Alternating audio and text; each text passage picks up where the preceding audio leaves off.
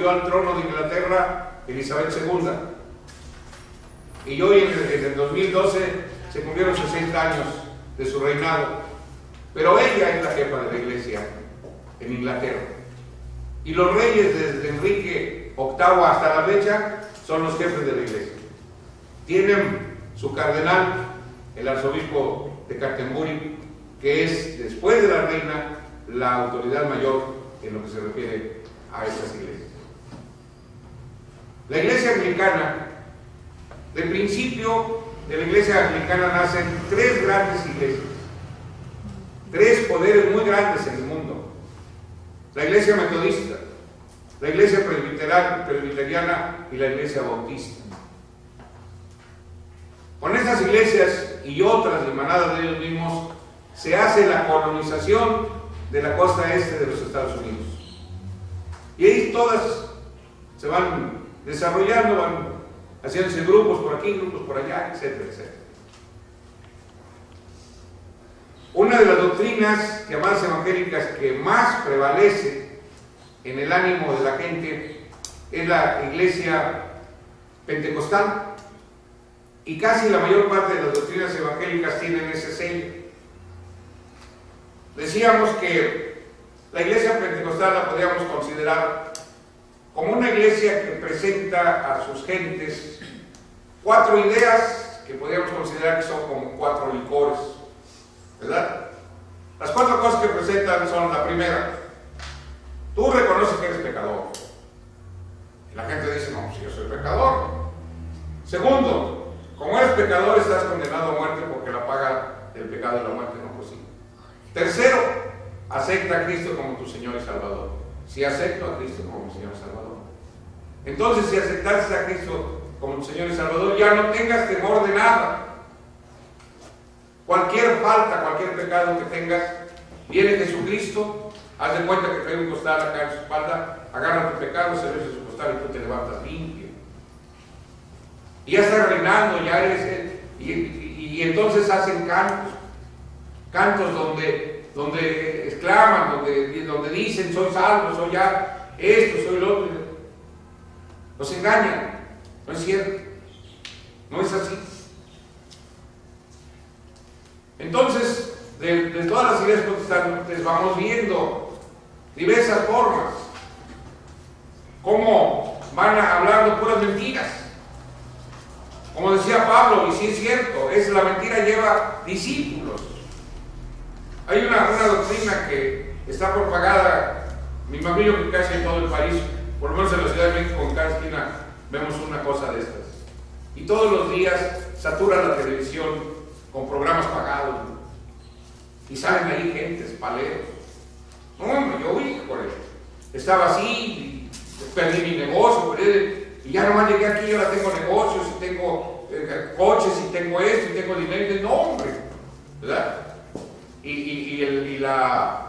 Vamos a decir, el gancho para traerlos: pare de sufrir. Ay, caray. Yo leo la Sagrada Escritura para ver si mi Señor me dijo eso, ¿verdad? Que lo siguiera yo y que iba a parar de sufrir, y no es cierto. Mi Señor dice: el que me sigue, si alguien cree en mí, tome su cruz, sígame, y le van a esperar muchas persecuciones y cosas y detalles, pero el que al final prevaleciera hasta el final, ese será salvo.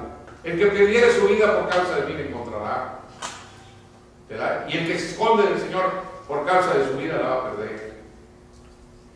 Y así, decía yo, son doctrinas light, muy facilitas. Nosotros vamos a ver cuál es la doctrina original. Ya hablamos primeramente, hermanos. Sí, hermanos. Perdón, ¿en cuál versículo está esa que me gustó esa frase? El que perdiera su vida, ¿qué? ¿Por mí? ¿Qué? Sí, está en uno de los evangelios, hermano. No recuerdo ahorita exactamente, pero lo voy a pedir a mi hermano Toño que se la busque. Sí. Es una aseveración que hace el Señor Jesucristo en uno de los evangelios. No recuerdo ahorita exactamente dónde, pero porque luego a veces me acuerdo de la palabra, pero no me recuerdo dónde está, pero sí está en uno de los evangelios, hermano. Que ahorita les decimos al hermano Pedro. Entonces vamos adelante, hermano.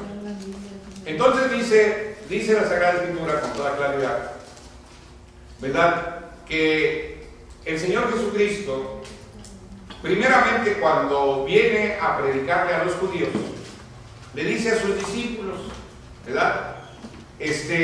No vayan a entrar en casa de gentiles ni de samaritanos, id antes a las ovejas perdidas de la casa de Israel. O sea, él primeramente tenía, porque así lo dijo Moisés, tenía que ir a sus hermanos, a decirles, a manifestarles cómo podía hacer esto, ¿no? Lo que él quería para santificar a su pueblo Israel. Pero también cuando Jesucristo muere y resucita de entre los muertos, vuelve a ir al colegio apostólico y les dice, ahora sí, id por todo el mundo. Y van a hacer dos cosas, ¿sí? Predicar el Evangelio a toda criatura.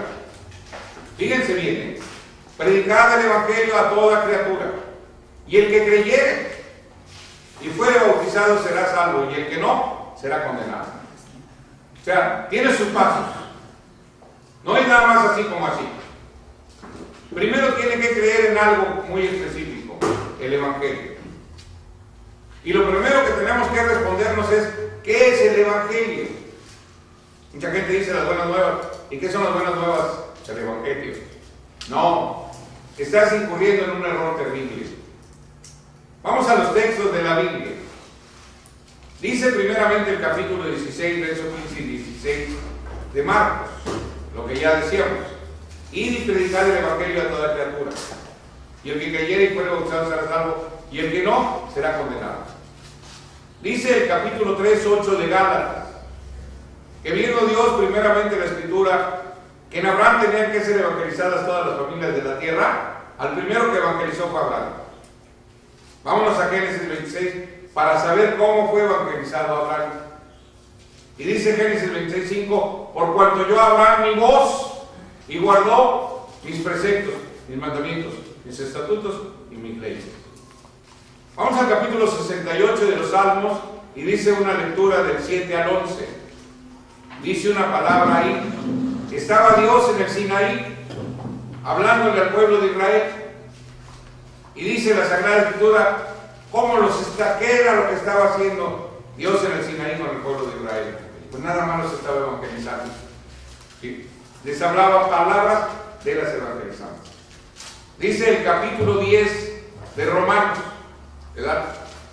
Así habla de esa evangelización y dice que el pueblo de Israel fue rebelde a la voz de Dios. Dice ahí una parte del capítulo 10 que cuán hermosos son los pies de los que traen las buenas nuevas. Y luego dice el capítulo 4 y verso 2 de Hebreos, dice que a ellos, o sea a los judíos, a ellos y a nosotros se nos evangelizó de la misma manera, pero a ellos no les aprovechó oír porque no mezclaron fe. ¿Qué es la fe? Es la convicción plena de que vamos a hacer lo que Dios manda. Entonces ese es el Evangelio. Oír la voz de Dios para guardar sus preceptos, mandamientos, estatutos y leyes. Cuando usted tiene la convicción de que los va a guardar, que los va a hacer, ¿verdad? Entonces va usted a dar el segundo paso. ¿Qué es el bautizo? Este bautizo va a ser la piedra terrible que todos los evangélicos no van a poder llevar, y que no llevan, y que no quieren cargar. Porque dice la Sagrada Escritura en el capítulo 6 de la carta del apóstol Pablo a los Romanos. Dice que el bautizo es el acto por medio del cual el cuerpo del pecado es deshecho, para que no le sirvamos más al pecado. El que ha sido bautizado en Cristo dejó de pecar. Pero aquello le dice, no te preocupes, cualquier pecado que hagas presente, pastor, no te preocupes, Cristo lo lleva por ti. No es cierto.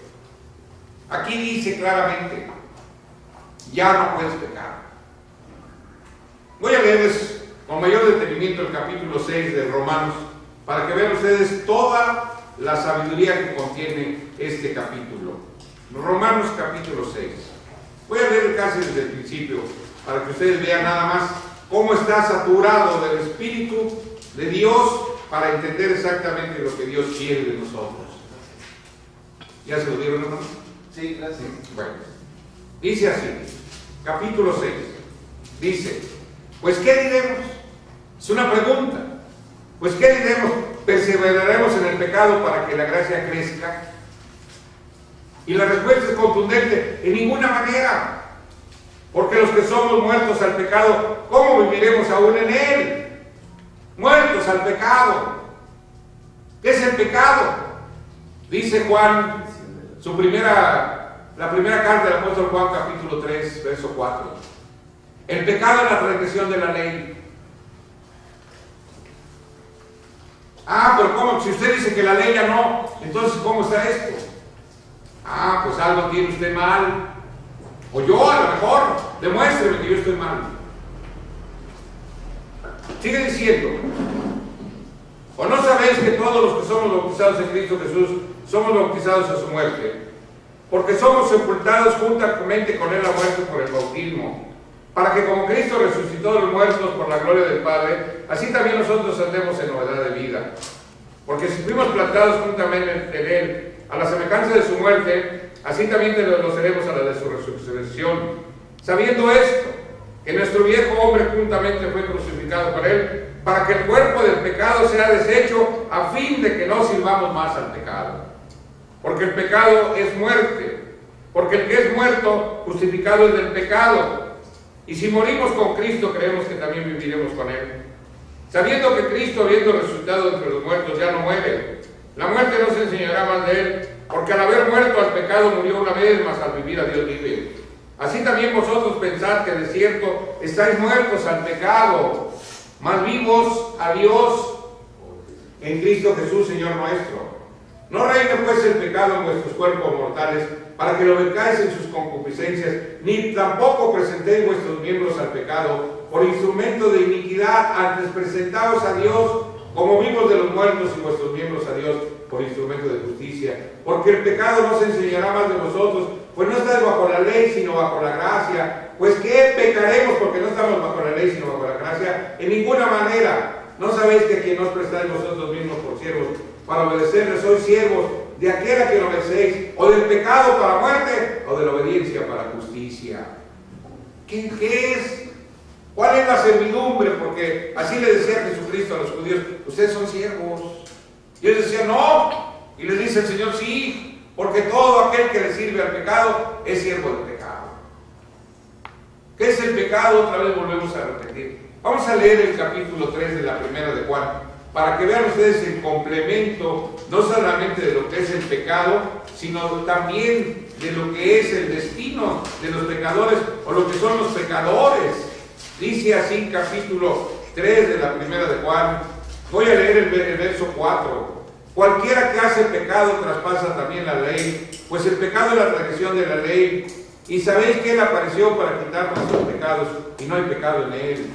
Cualquiera que permanece en él no peca. Cualquiera que peca no le ha visto ni le ha conocido. Hijitos, no os engañe ninguno. El que hace justicia es justo como él también es justo. El que hace pecado es del diablo, porque el diablo peca desde el principio. Para esto apareció el Hijo de Dios, para deshacer las obras del diablo.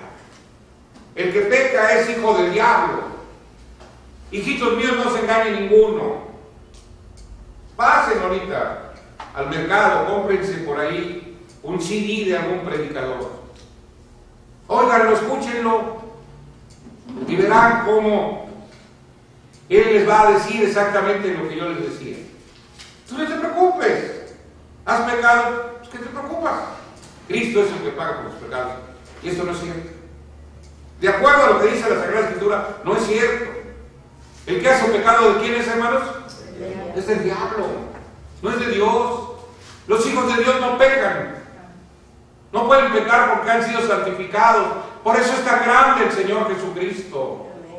Porque el Señor Jesucristo nos limpia de todo pecado. ¿Para seguir pecando, hermanos? Porque si seguimos pecando del mal de murió Cristo. Y entonces el que no peca, el que de veras tiene a Cristo en su corazón, es una bella persona. Que tiene el espíritu que tenía Cristo. Yo oí ayer al predicador que se refería a este texto. que les voy a leer, pero no leía todo. Porque dice este texto así, él nomás leyó la primera parte, miren, es el capítulo 8 de Romanos, y el verso que le ocupó al hombre es el 5, pero yo me voy más adelante, ¿sí? Él nada más habló del 5, fíjense ustedes, dice así la Sagrada Escritura, 8, 5 de Romanos, dice el 5, ¿sí? Dice, porque los que viven conforme a la carne, de las cosas que son de la carne se ocupan, más los que conforme al Espíritu, de las cosas del Espíritu. Hasta allá habló. Pero la pregunta queda ahí vigente. Bueno, ¿y qué es vivir en el Espíritu? ¿Y qué es vivir en la carne? La respuesta aquí está, pero no la leyó. Yo sí se la leo. Dice así, verso 6. Porque la intención de la carne es muerte, mas la intención del Espíritu vida y paz. Por cuanto la intención de la carne es enemistad contra Dios, porque no se sujeta a la ley de Dios, ni tampoco puede. Usted, señor predicador, usted le ha enseñado a su pueblo que no se sujete a la ley de Dios, y que la ley de Dios ya no, que nadie por guardar la ley de Dios puede ser salvo. Y estás equivocado, porque no dice la Escritura. Y fíjese lo que sigue diciendo aquí. Dice, así que los que están en la carne no pueden agradar a Dios. Mas vosotros no estáis en la carne, sino en el Espíritu. Si es que el Espíritu de Dios va en vosotros. Y si alguno no tiene el Espíritu de Cristo, el tal no es de él. Empero, si Cristo está en vosotros, el cuerpo, la verdad, está muerto a causa del pecado, pues el Espíritu vive a causa de la justicia. Y si el Espíritu de aquel que levantó de los muertos a Jesús mora en vosotros, el que levantó a Cristo Jesús de los muertos, vivificará también vuestros cuerpos mortales por su Espíritu que mora en vosotros. Si lo entendieron bien, bendito sea Dios, y si no, se los explico. Dice la Sagrada Escritura que para resucitar de los muertos tenemos que tener el mismo Espíritu que tuvo Jesucristo. Porque el Espíritu de Dios que estaba en Cristo le levantó de los muertos, y es el mismo Espíritu que levantará nuestros cuerpos muertos. Entonces, ese Espíritu. Aquí les voy a decir una cosa que es muy importante. Cuando vemos el inicio de la Iglesia católica, apostólica romana, ya dimos más o menos una idea de cómo se desarrolla su doctrina. Pero independientemente del desarrollo de su doctrina, vamos a ver una cosa que es muy importante. Desde el siglo VI, con un papa que fue el primero que llevó el nombre de Gregorio I, se desarrolló, se vino a complementar lo que ya desde el principio se estaba haciendo. Desde el principio, las huestes cristianas, los dominantes, no los verdaderos cristianos, sino los dominantes de los grupos, buscaron y querían tener el corte, se querían cortar el ombligo, menospreciaban a la madre. La iglesia cristiana es hija de la iglesia católica, de la iglesia judía, perdón. Eso todo el mundo lo sabe. ¿Sí? Pero si quisieron deshacer de la madre, ya no querían nada que sonara judío. Entonces la iglesia católica dio a conocer entre todos sus creyentes, que después también en la iglesia ortodoxa y después en las iglesias protestantes, fue exactamente la misma idea. Estos malvados judíos fueron los que mataron a Cristo, y están malditos, y están dispersos, y Dios los odia, y todo lo que quisieron decir de ellos. Y entonces Gregorio I inventa la teología de la sustitución. ¿Qué es la teología de la sustitución? Es una idea de esta manera. Como los judíos rechazaron a Cristo, Cristo lo rechazó a ellos. Y ahora el Cristo se hace de un nuevo pueblo, del Israel de Dios, del Israel espiritual, que somos nosotros, la Iglesia Católica Apostólica Romana. Y ahora aquello que era de los judíos, como dice el capítulo 9 de Romanos, de ellos es la adopción, el pacto de la ley, el culto, el Cristo, todo es de ellos. Ahora ya no es de ellos, ahora es de nosotros. De nosotros es la promesa, el culto, la adopción. Es más, hasta la tierra prometida es de nosotros. y vamos a ir por ella.